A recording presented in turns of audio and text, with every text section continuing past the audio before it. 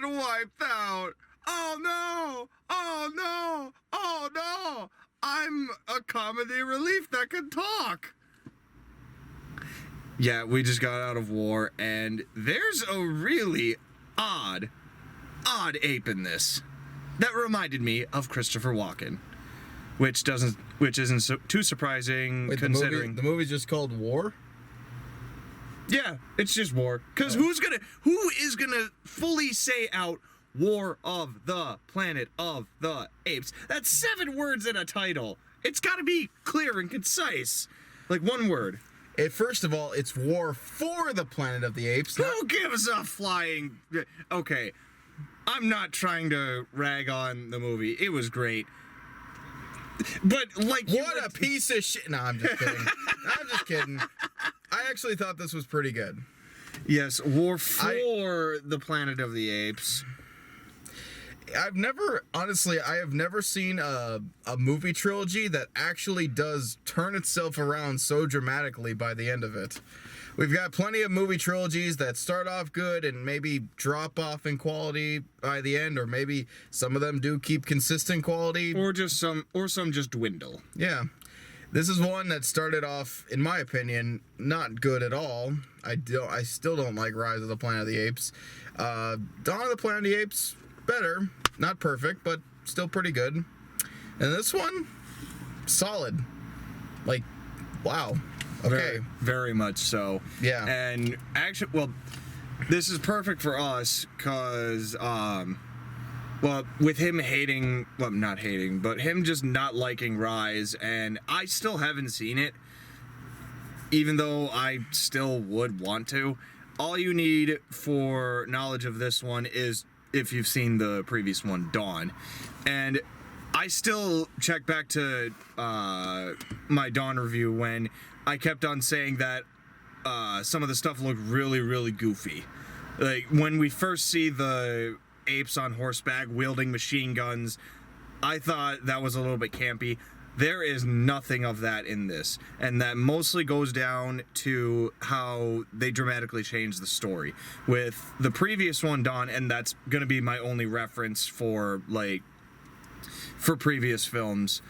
In Dawn, the story got a little too complicated, where all they had to do was fix a dam, but then, surprisingly, and not surprisingly really, one of the apes turns, screws over their plans for peace, and... Well, to be fair, the humans also tried fucking themselves over, too, by bringing the one asshole who shoots everything that moves. Who literally calls himself the asshole in the movie. He's being too obvious with how much of a villain he is. Yeah. Speaking of obvious, this movie opens up with these soldiers walking through the woods, and on the back of their helmets, they've written "Monkey Killer." Monkey Killer. Was it Good Night or bedtime?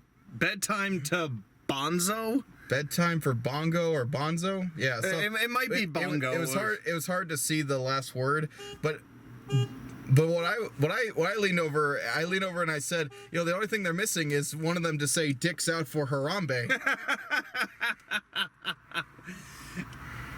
Like, I just wanted to see more of those, because and the camera focuses in on them intently, thinking that it's poetry, when really that's shit we've seen back in the 80s with Stanley Kubrick and Full Metal Jacket. Born to Kill, all the shit that they had on their helmets that gave commentary to the war that they were participating in. And one thing that was sort of misleading about this compared to the last movie, I think Dawn technically had more action in it. When you think just down to pure action scenes, the amount, time of action, the amount of it, Dawn, I'm pretty sure beats this out, because that one had, honestly, that one peaked too early in the middle of it, because they had their giant battle Koba had his giant battle to take out the city. In this one, it's really only 2 big action scenes. The one in the beginning and one at the end. Granted, they are fairly big in scale. They don't last too long, but luckily luckily this movie does not put all of their tricks in that bag alone. You know what they do? They're actually smart. They spread out the quality of it. And it actually puts all of their money into what was best about the previous movie, the apes. Focusing on the apes, focusing on Caesar. Specifically Andy Serkis. Oh, he was so awesome in this. Yep. And I've actually seen him in interviews. His facial expressions, in real life, are, even before the motion capture, they're pitch perfect. Just throw him in makeup instead of putting all the, CG dots on him, and he will still pass as a legitimate ape. But, yeah, his performance in this is actually awesome. He speaks throughout the entire thing and strategically uses sign language when necessary. Can I as much as I like this movie, it's my job to nitpick, so I have to nitpick a few things. The sign language in this movie, I think Dawn of the Planet of the Apes had a little bit of this problem too, but some of the bits where they're talking to each other doesn't make a whole lot of sense, because there's no way they could be signing out all of that they're saying. They're saying these really long, complicated sentences, but their arms or their hands are not even moving. There's one bit where this ape has a rock in its hand and it's holding it above its head, and somehow the subtitles on the bottom of the screen are acting like it's saying something when there's no way it could be signing it out. So, I mean, I guess you want to say these apes can communicate telepathically? Occasionally? Yeah, sorry about that. There's bugs flying around everywhere in here. Yeah, and so in order to keep them out, you decided to open the windows.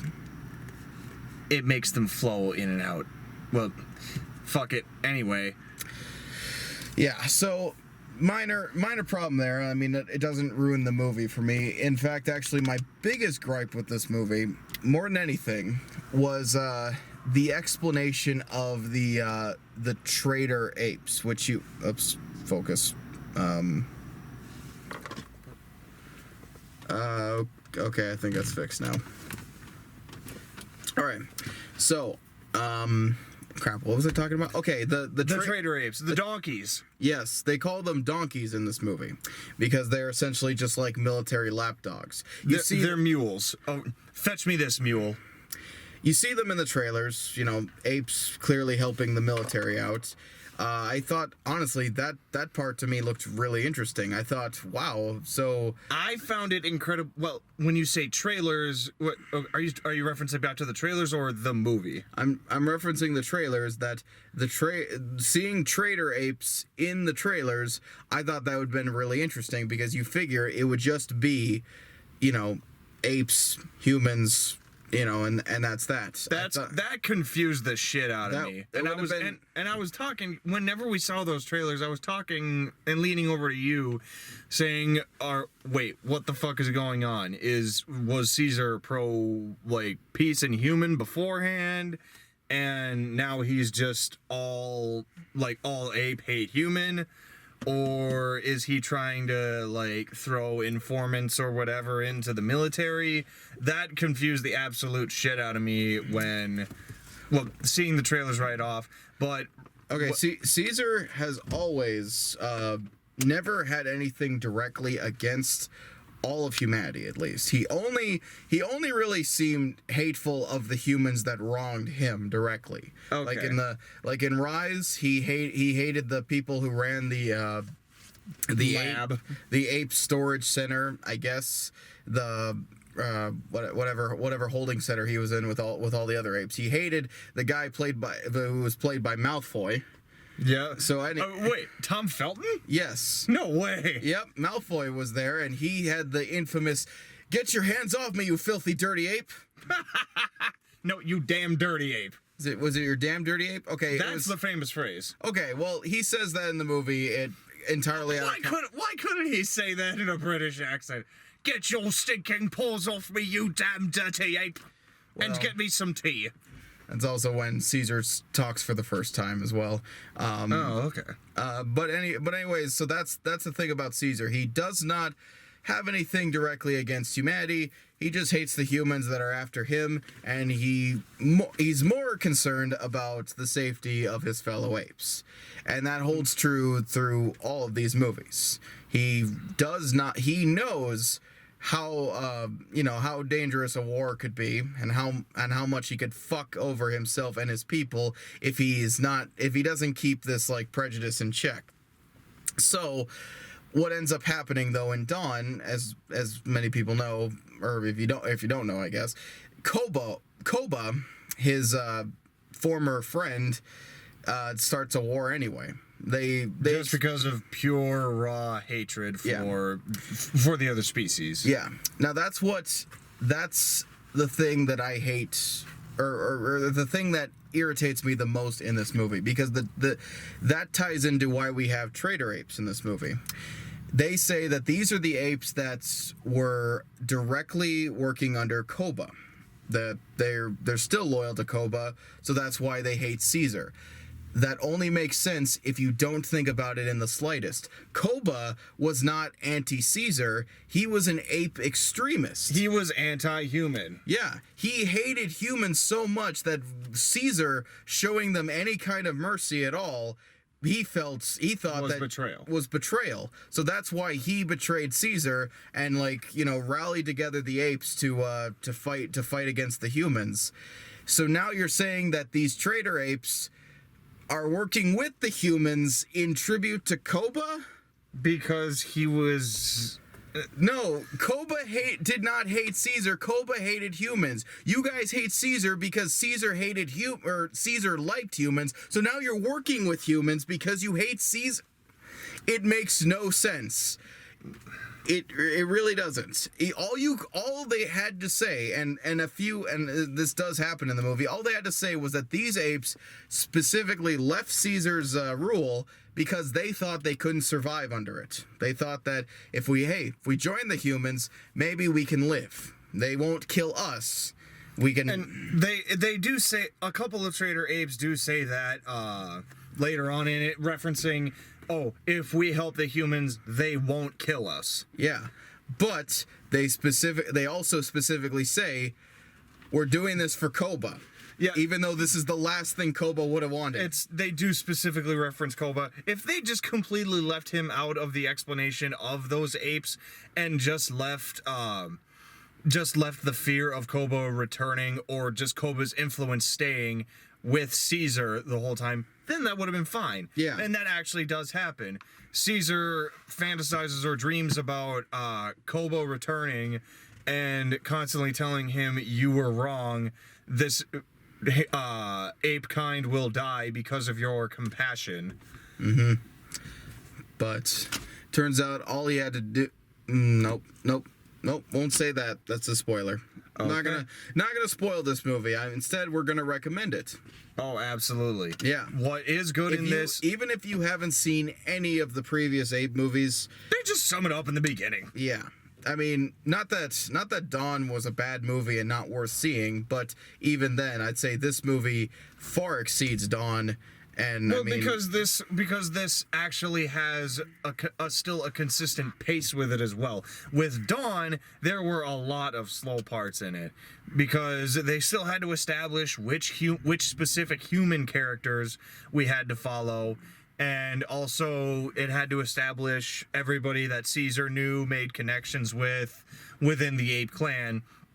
It was too many people, and also we had to follow Gary Oldman and the other human resistance. Mm-hmm. Too many humans. Again, trying to focus on what I was talking about earlier. The big focus is the apes, and just the apes alone. And I was telling him earlier, right when the movie was done, Dawn provided a good gray area where it showed radicalist humans, radicalist apes, and a happy medium. A happy medium. This one is black and white. It paints out that the apes are good, the humans are evil because they want to exterminate the apes, and Yeah, we just follow Caesar, watch him prevail and win. All good, all said and done.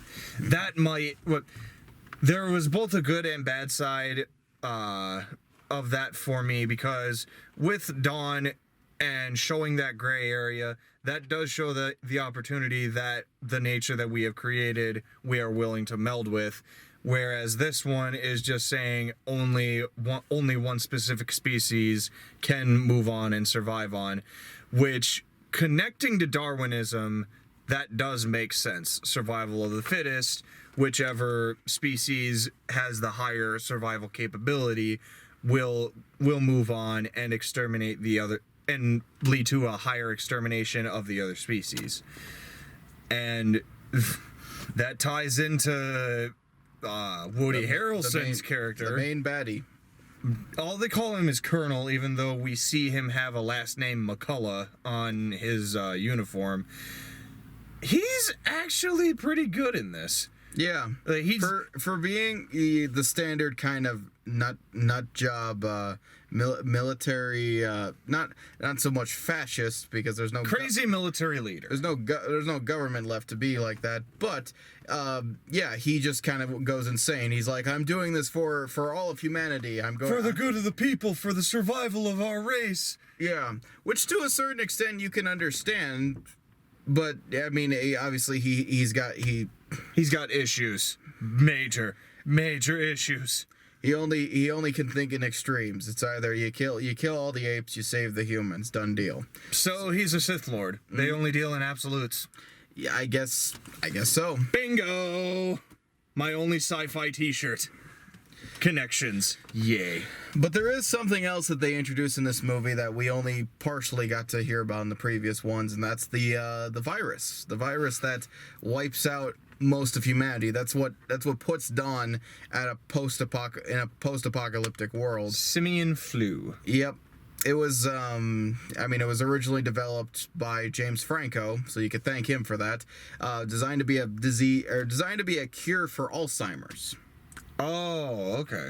And so that's, it's the thing that makes humans, or it's the thing that makes apes smart. Unfortunately, it has some horrible side effects to humans.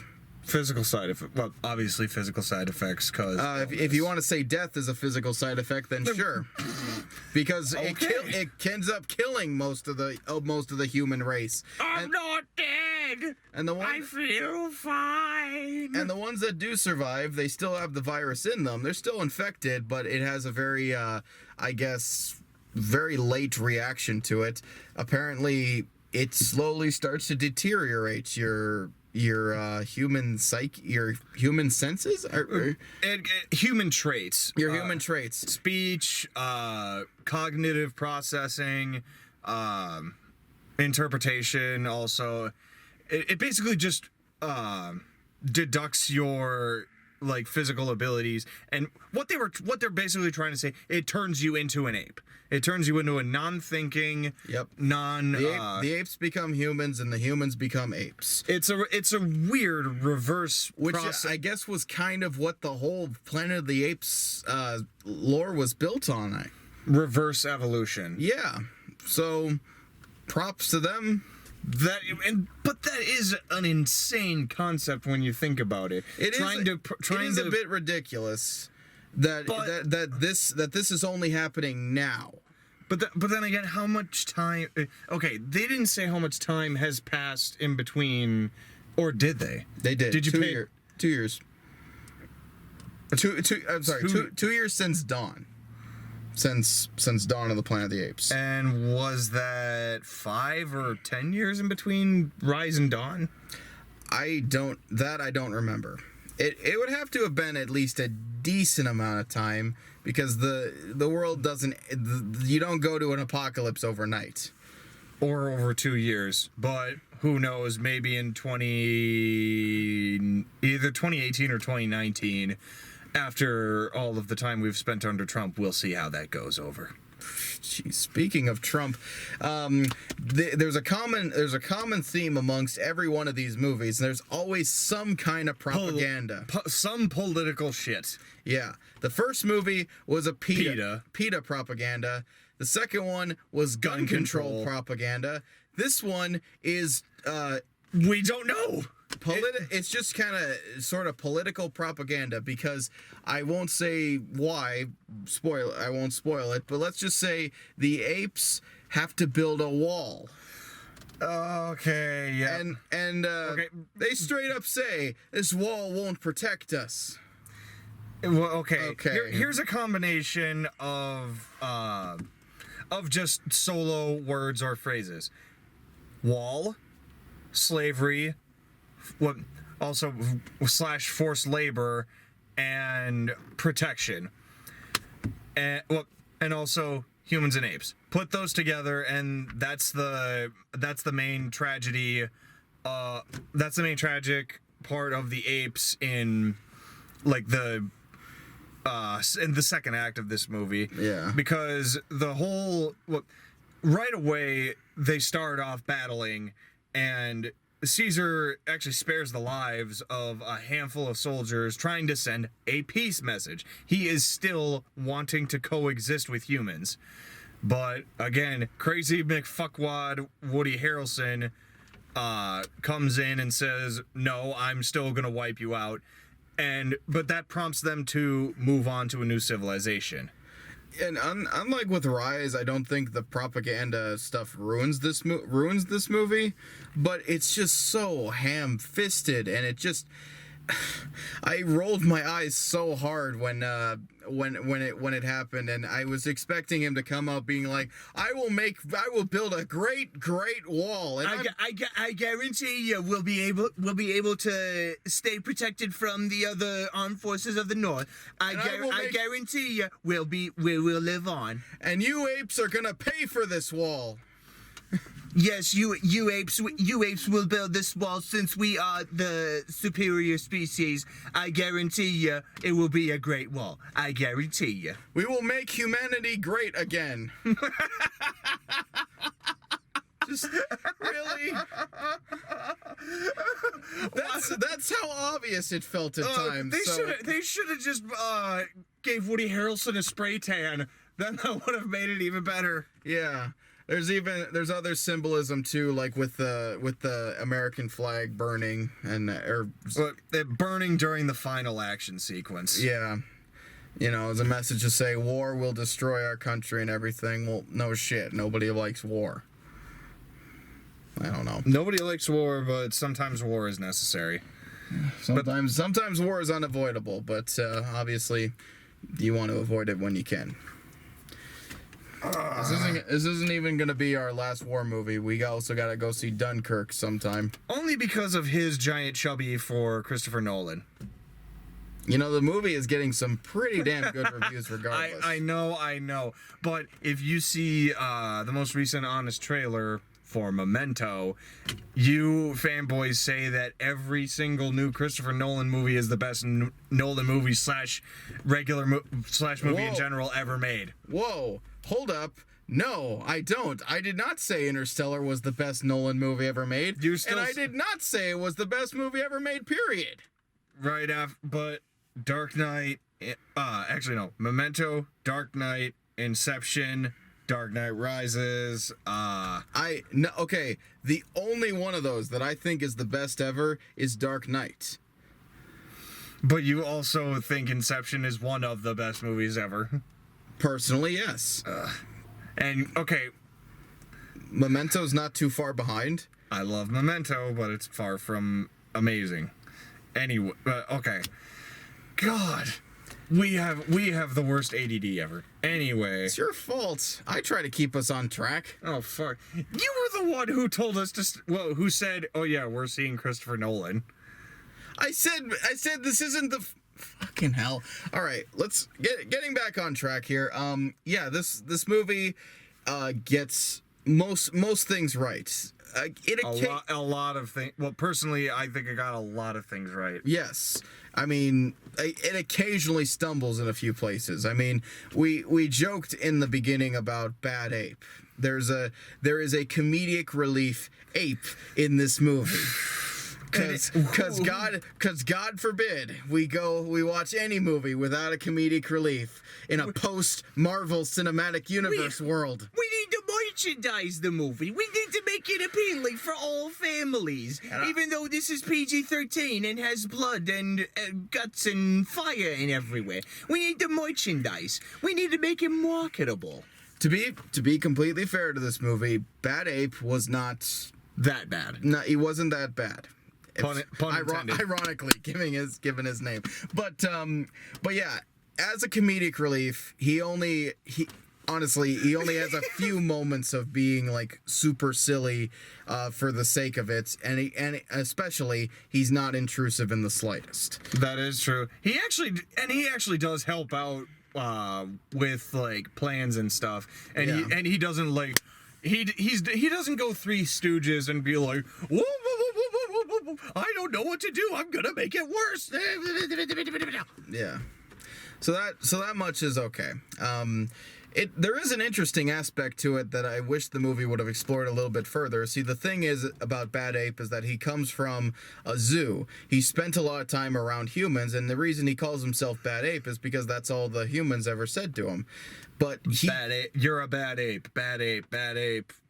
But when he caught the virus, that's, the smarts virus for the apes, he learned how to talk versus everybody else that stuck to their sign language because that's the way Caesar taught them. So, I don't know. I thought it was kind of interesting, and they even mentioned before, it's like, hey, maybe there's other apes around the world or left over that we can find, apes together strong. No, but they don't really do that. Bad Ape is the only outside ape that we ever find. They might well, then again, Trilogy, they ended here. Yeah, maybe we'll get more, but we'll just have to wait for that. Yeah. But for the times that Bad Ape was funny, like it actually got a good laugh and reaction out of me, so much so that he was probably rolling his eyes every time that I did. No, I mean, it wasn't, like I said, it wasn't, there is a huge difference between ham-fisting your comedy and intrusive. Yeah, intrusive comedy and having just kind of an actual character. That I talked about this in the Spider-Man review, that comedic reliefs are a very crude way of adding comedy to it, but the way to go around it is just don't make comedic reliefs, make characters that happen to be have a higher sense of humor than the other characters, or in this case just a character who's sillier than the others because he hasn't been around other apes very much. All he knows really mostly comes from human stuff, so he tries to emulate that the best he can. He's a much more well-designed character as is, and that's why he doesn't annoy me as much when he tries to be silly and everything. And he actually does have a few funny things in this movie. That, and he also does have purpose, showing that even though he was treated terribly, like, by other humans, that that also hate is variable. Because even Caesar still has the ability to attain hate. He's still actually, that's one of his biggest struggles in the movie, is willing to either let go or hang on to his hate, not for all humans, but just for individual humans that have done him wrong. And to be fair, he has a pretty good reason to hate the Colonel in this movie. Yes, but yeah, for Bad Ape, he's still passive. He's still he sort of has the same views that Caesar does, in that he just wants to be by himself and not cause any trouble and just be at peace. Yeah. And he's still a bit tragic by not having any apes around him. Yeah, we when we first meet him, you could tell he's very, very lonely, and then he's suddenly very happy to have friends. I will admit there were a few times I thought was pretty cute when he's like, "Oh, thank you, my friends, thank you." friend, come on. Like, that's what he usually said whenever he just needed assistance from the Caesar quartet. Yeah, because he has, Caesar goes off by himself to, like, battle off the specific army, and he brings along 3 of his men, gaining. Well, actually, they go with him. He initially wants to do this by himself, but they're so loyal to them that they're gonna stick with him. Which you said that's not gonna necessarily work for Maurice, because he's an orangutan, a much heavier and bigger primate than a chimpanzee, and they're riding on horseback. All I said was that a fully grown orangutan and a fully grown gorilla, a silverback gorilla, are gonna put a lot of strain on a horse. And there's times when there's 2 of them riding horses. So, good God, man, good thing the horses can't talk.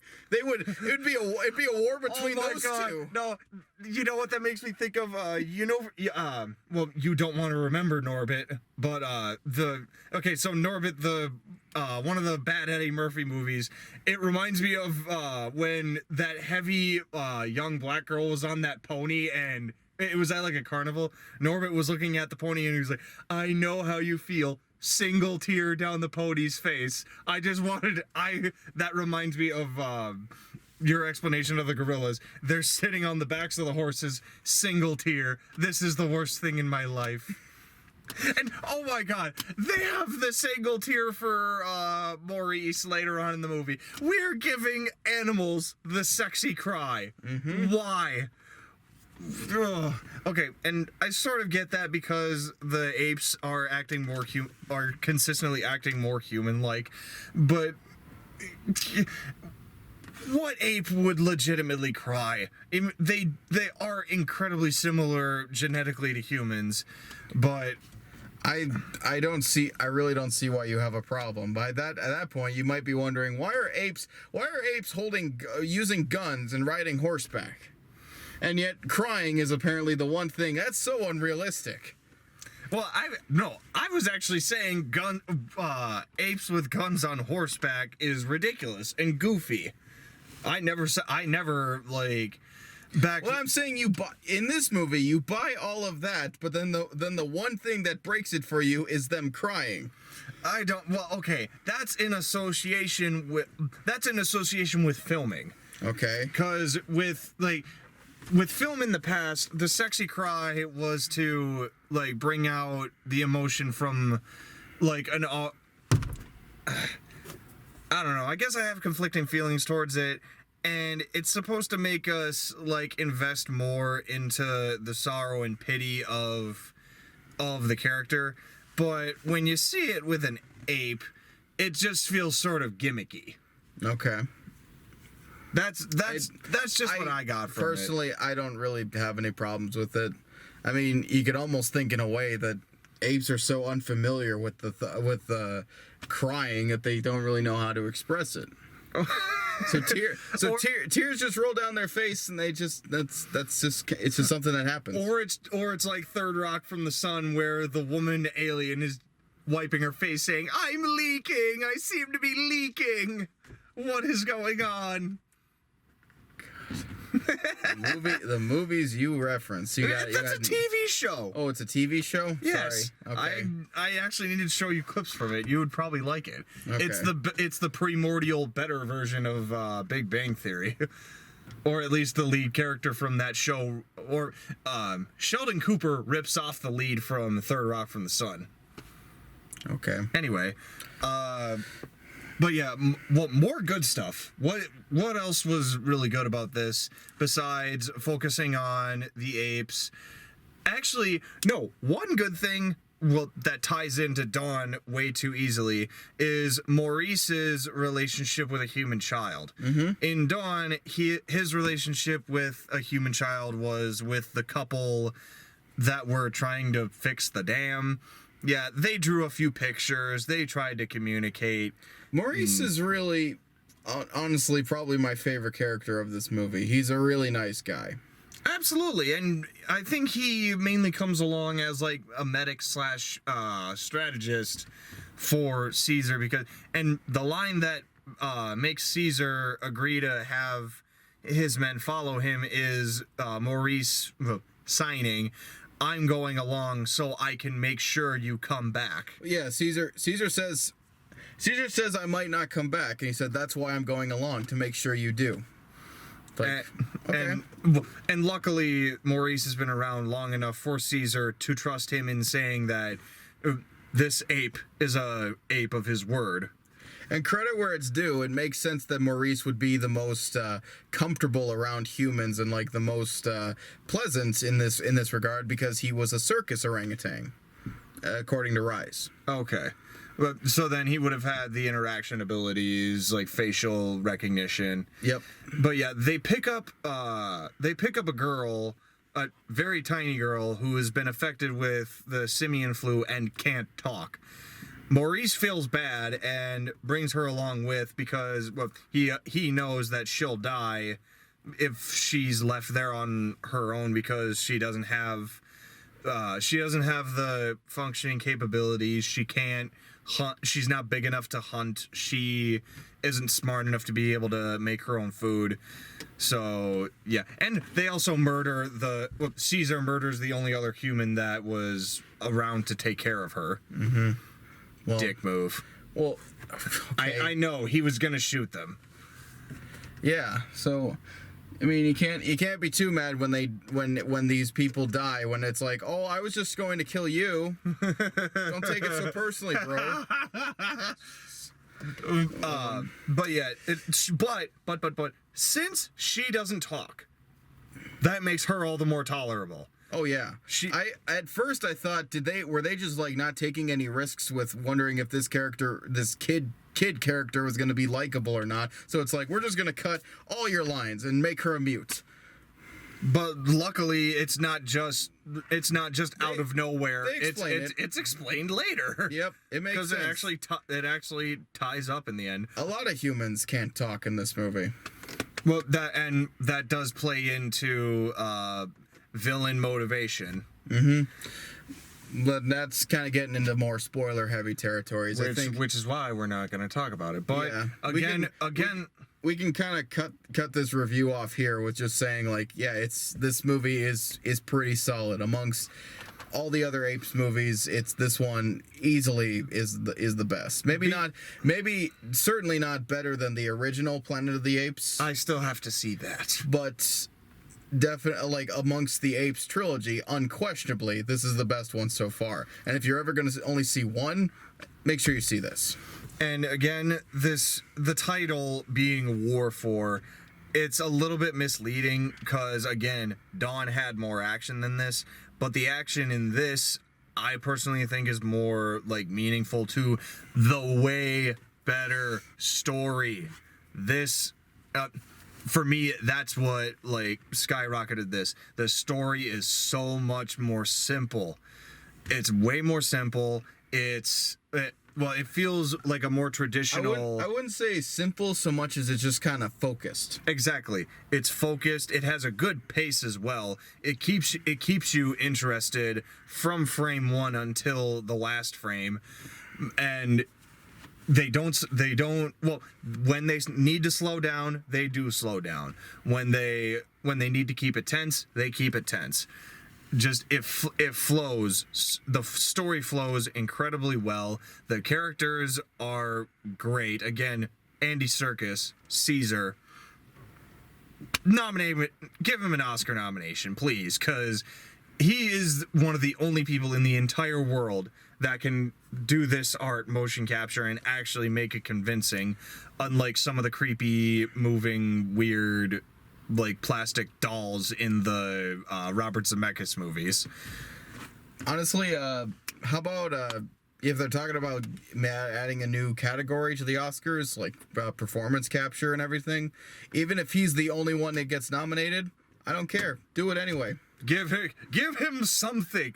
Just give him something. He deserves it. Mm-hmm. For having to contort his face and like act in a bodysuit around humans, as well as almost ruining his vocal cords 40 years ago.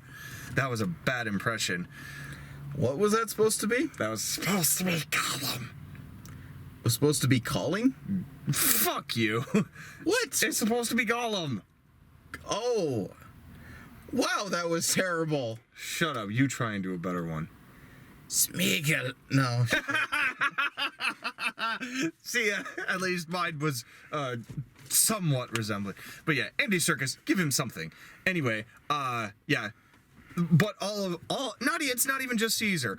All of his men are actually intriguing. And again, most of them don't even have to speak. You can just read someone visually and get emotion from that. You can you don't even need to look at what they're saying. You can just read, and you can still see their intentions. And later on when the story unfolds, everything happens perfectly, and everything gets a maximum reaction and a maximum triumph award, I guess. But yeah, this definitely felt satisfying in every way, shape, and form. Yeah. Ending I have mixed feelings about, but I won't talk about it. Spoilers. Spoilers, spoilers, spoilers. That's all we seem to say in this review. Yeah. But yeah, the good far outweighs the bad, and honestly, like I said, never seen a trilogy turn itself around so dramatically by the end. Mm-hmm. So yeah, next time we're probably gonna end up seeing Dunkirk. At least that's what I'd really like to see. I probably will too. Do you know what's coming out? Like, again, we have real lives. I've got busy shit, so we won't know. Well, I don't know what's coming out next weekend. We're not gonna be able to see anything next weekend anyway. So Dunkirk thing is gonna have to be put off for a little bit. But we'll keep up to date because we're fans. It's what we do. Mm-hmm. Have a good night. See ya.